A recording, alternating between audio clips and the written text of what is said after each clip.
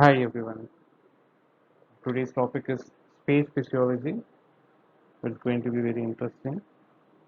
So, why should we learn about the high altitude, the physiology of the high altitude? What happens there in the high altitude? What is so different from the sea level altitude and the high altitude? So, the main difference is in the high altitude, the pressures, gas pressures will be very low. So how our body systems are going to attack. So we have to know the basic physiology of how our body attacks and why the space physiology, how different that is. So in addition to the lower gas pressures, so the acceleratory force that we have to face while traveling to the space, and also the gravity, the weightlessness. So how that is going to affect our system. So um, we are going to learn about how our body will get accommodated to the changes in the space. Let us jump into the proper topic. Let us discuss what are the differences between the earth and the space. So how the environment changes here and there. So the atmospheric changes. So the atmosphere is completely different in the space than in the earth, and the radiation. In the space, there will be more radiation and gravity. Here we have the force, so which keeps us on the earth, whereas there in the space there will not be any gravity. So the people will feel the weightlessness. Environmental challenges of space. So there is no atmosphere in the space just because the gas molecules present in the space are very few, and they are farther between them, so there is no measurable gas pressure in the space atmosphere. So the astronauts, they must wear some leak proof containment which have constant supply of pressurized air, so to maintain the gas pressure. And then artificial environment and the climate must be produced in the spacecraft just to bring the artificial atmosphere. So if there is a prolonged space travel, so they need the recycled oxygen. So extreme temperature flux is there in the space. So no filtration of ionizing radiation. As the radiation reaches the earth, so there are many layers which filters the ionized particles from the radiation. But in the space there is no filtration, and whatever rays they receive, it will be full of ionized radiation, and there will be extreme temperature variation. So space mostly void of objects that can absorb sun's rays, and they emit the heat. So that is extreme cold. So any object in the path of sun's rays that absorbs unshielded rays from the sun, so that causes extreme cold. So the temperature can vary extremely either way. Spacecraft and the astronaut, that must be insulated from overheating and also the heat loss. So actively the temperature must be regulated constantly. Ionizing radiation, so these rays can damage the chromosome. So the mutation can occur in the chromosome on any chromosomes. So the radiation has the capacity to damage the chromosome. In spacecraft, and the space suits must be supreme supremely shielded, so that these waves doesn't affect the astronauts.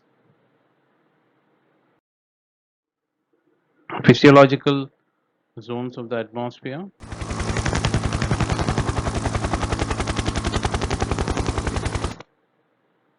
So efficient zone, it is the sea level to 10,000 feet.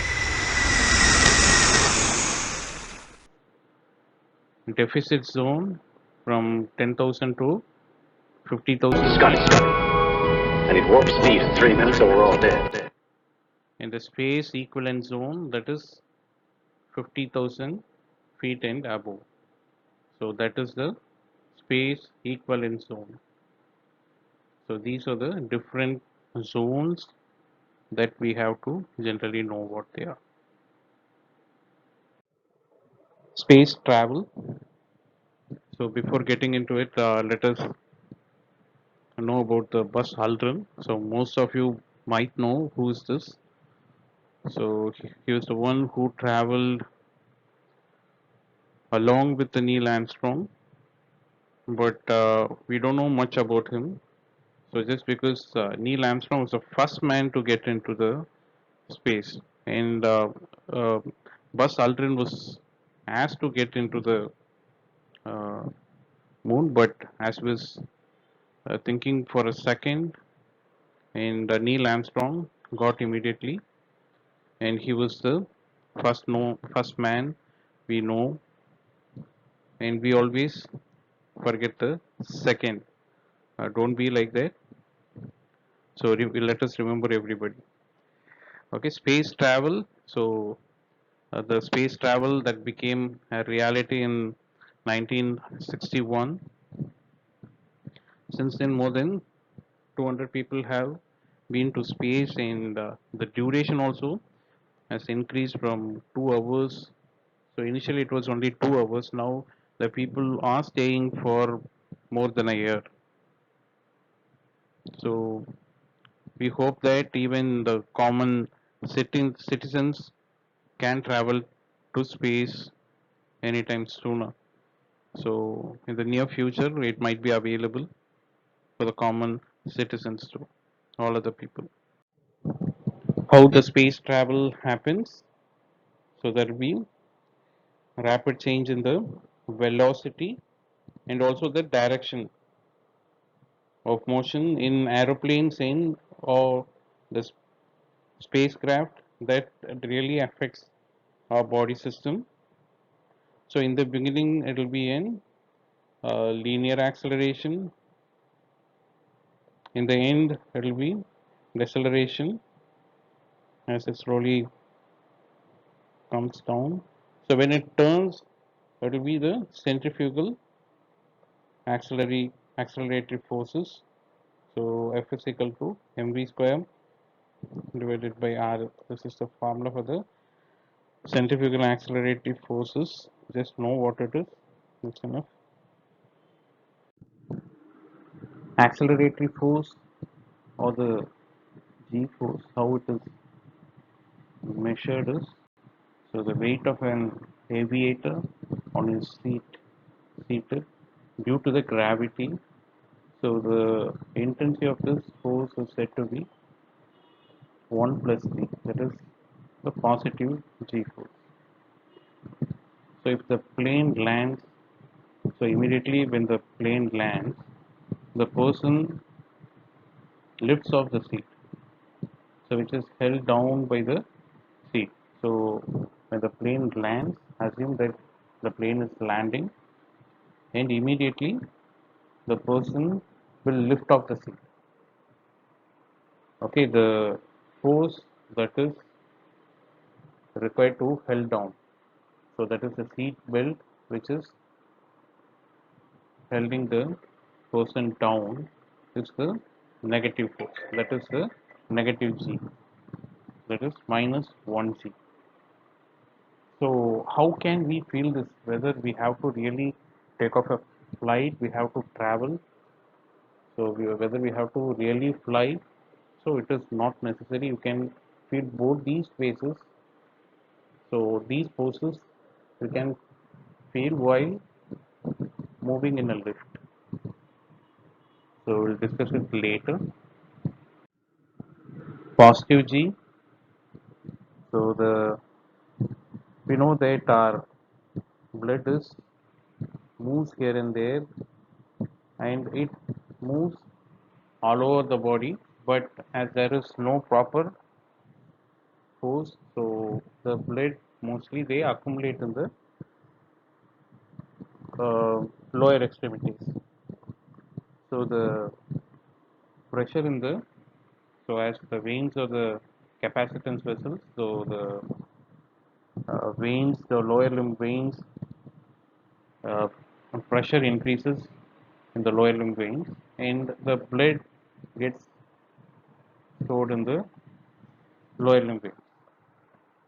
So if there is more blood in the lower limbs, and that will obviously decrease the venous return, so the cardiac output also decreases, so that decreases the blood pressure also. So this is the effect of the acceleratory force or the G force. So this G force, so there is number given for these G forces according to the acceleratory force it has in the different altitude levels. So if this G force moves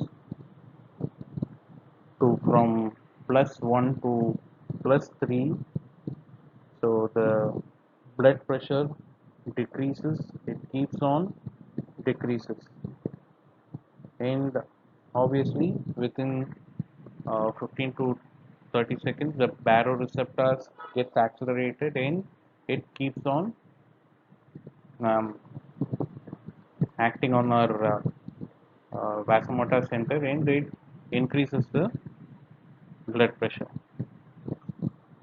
When this acceleratory force or the G force it goes beyond 4 or 6 G positively, so the person may cause that this force may cause the blackout of the vision, so that is within a second. So the patient may go unconscious if not properly treated. We may lose him within few minutes. So effect of this positive G on the vertebra. So these high positive G's that causes the fracture of the vertebra. So the maximum positive G a person can withstand in a sitting position is about plus 20 G.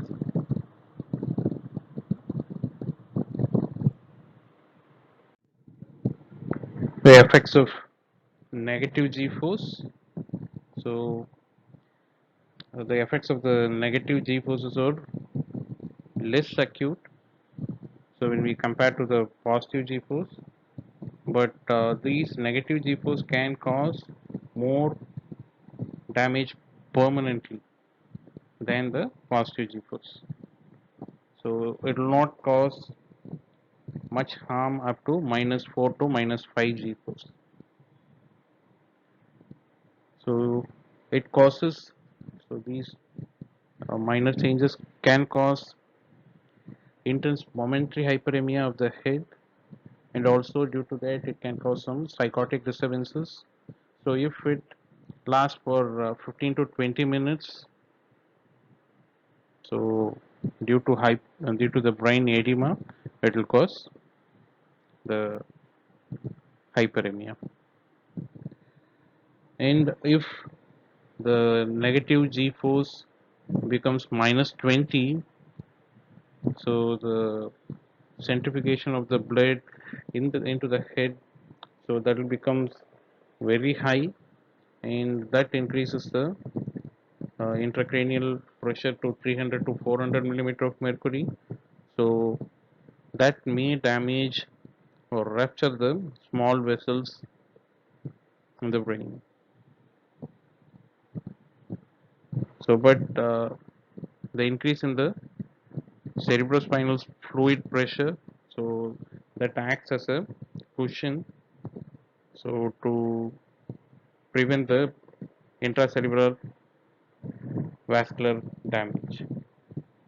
So this CSF pressure plays an important role in preventing the vascular damage.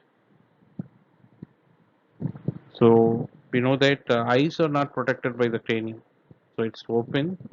So the intense hyperemia can cause temporary blindness. So this is termed as the red out. So remember where is blackout and where is red out and what they are exactly. Let us see how our body can be protected from these forces. So the space travelers, so they tighten their abdominal muscle to maximum. So and also they lean forward. So this is just to compress the abdomen, and by that to increase the venous return. So so the venous return will increase, and this will prevent the venous pooling. So this can help to delay the blackout. So we can delay the blackout. It is not that completely it can be undone. So this is one of the method the travelers, space travelers use. And we have an anti-G suit. So this suit applies positive pressure to the leg and the abdomen. So by inflating compression bags as the G force increases. So it depends on the G force.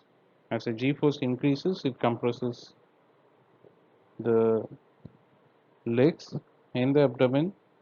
But even this cannot avoid the displacement of the heart, lung, and the diaphragm if the G force goes beyond less than.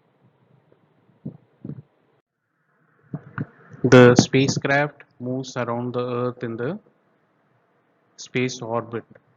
So the spacecraft will be having 90% of the gravity, and Earth has 100% of the gravity. So the spacecraft said that it is having the microgravity, the weightlessness, or the near zero gravity.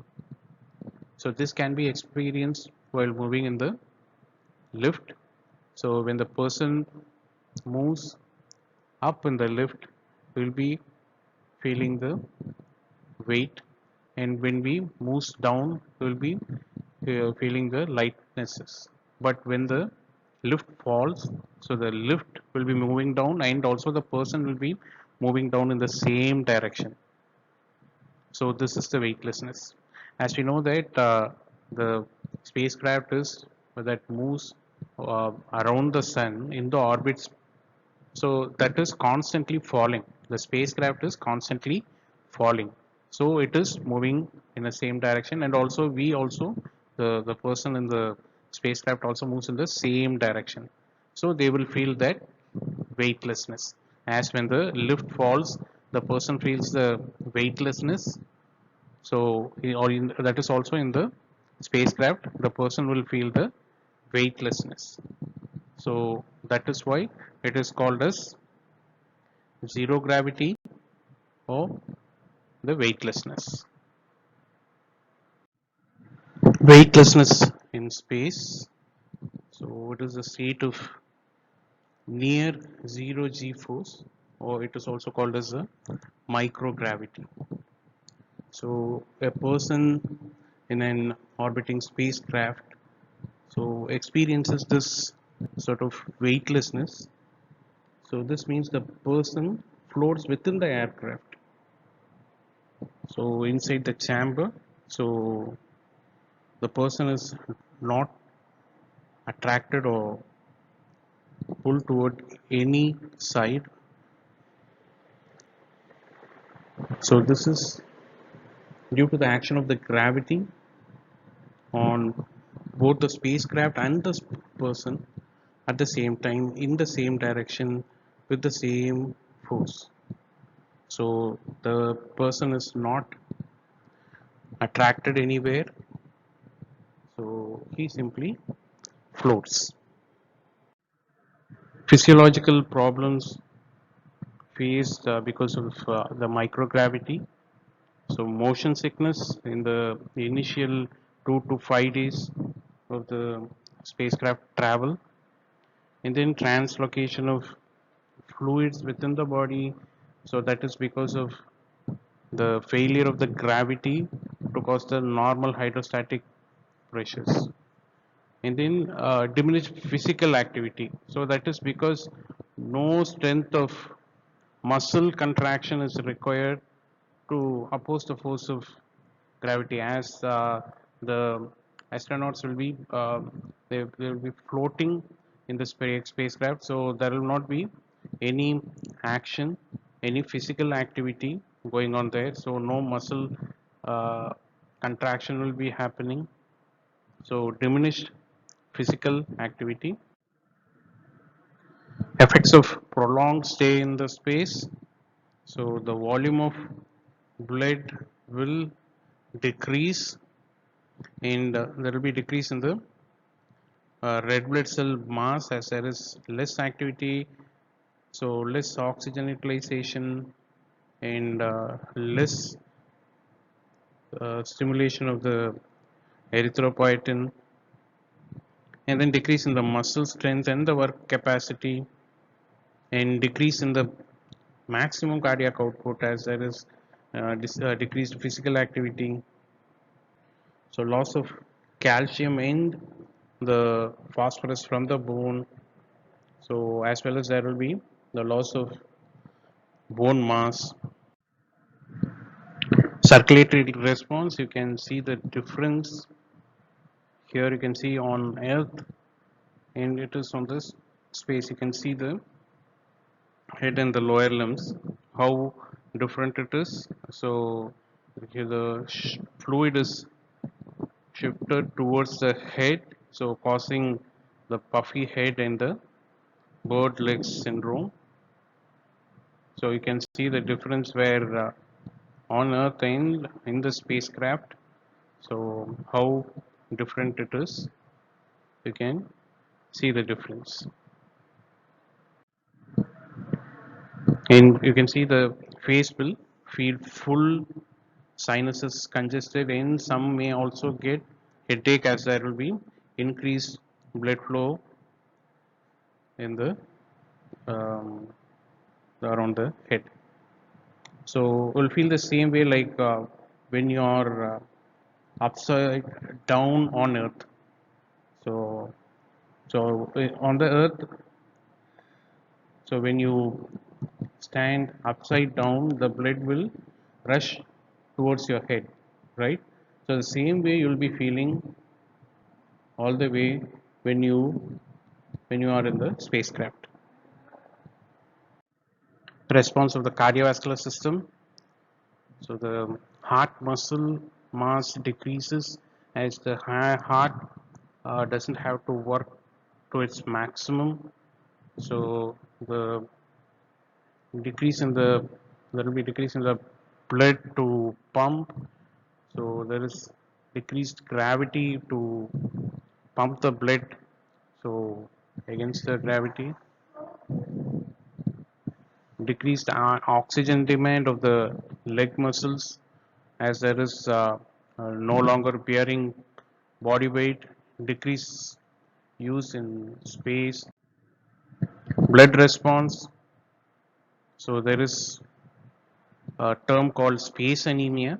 So remember this, the space anemia. So it is decrease in the oxygen carrying capacity of the blood due to decreased uh, red blood cell numbers. So the possible theories, hypotheses based is it is due to the decrease in the RBC production and increase in the RBC destruction, or it can be the combination of the both. Bone response because of the microgravity. So there will be decreased bone mineralization due to decreased loading. So you have to always keep on stimulating the bone for the osteocytes to act. So the bone strength will decrease. So that will be, so that causes the osteoporosis. So which increases the risk of the fracture, bone fracture, and also it increases the excretion of calcium. So this also causes the decrease in the bone mass, decrease in the rate of bone growth in diameter, and also other architectural features. So this is based on the uh, studies of rats. Response of the kidney. So it responds by quickly increasing the urine production. So NASA has come up with a very fine technology. It has made most absorbent diaper ever made. So the astronauts, they wear this type of diaper which has many layers. So it will absorb um, more fluid when urinating. So sensory balance response. So microgravity's influence on perception of body orientation and equilibrium. So the consequences, there will be extreme disorientation and space motion sickness happens. So headache and loss of appetite, nausea, vomiting. So the space motion sickness will start within few days. Vestibular apparatus adaptation. So that occurs within few days. So as the symptoms of the motion sickness disappear, so there will be inhibition of motor signals to the brain and increased influence of visual and somatosensory orientation will start happening, and there uh, there will be counter measurement to counter the onset of the motion sickness by minimizing the sway and the head movement. So this is how they countermeasure the motion sickness. Simply they will minimize their movements. And for female astronauts, gravity assists in the menstruation process by pulling the uterine lining blood out during the menstrual cycle. So in microgravity, this pull is not there, and in long space travel, this can cause problems like clotting, toxic shock, and bleeding in the uterus. Cardiovascular, muscle and bone deconditioning. So the deconditioning happens, decreased work capacity, decreased blood volume, and impaired baroreceptor reflexes, and reduced orthostatic tolerance. So all these things happens. So as there will be a prolonged cardiovascular deconditioning. So this causes the impairment of the baroreceptors also. So the baroreceptor reflex will start uh, giving the impaired response and susceptible to the bone fractures due to the loss of the bone mass. And to countermeasure this, um, they do exercise that you see, and also they will give the intermittent artificial gravity of 2 to 3 g for short periods. So this intermittent artificial gravity will help their to overcome from their physiological problems. So one way to do to deal with the fluid loss is with a device called the lower body negative pressure. So lower body negative pressure they give at the lower limbs. So this device that applies vacuum, uh, clear like suction, so below your waist to keep the fluids down in the legs, in the lower limbs.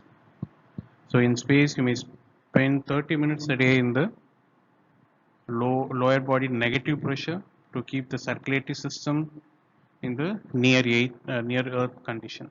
So these are all the countermeasures that are done in the spacecraft.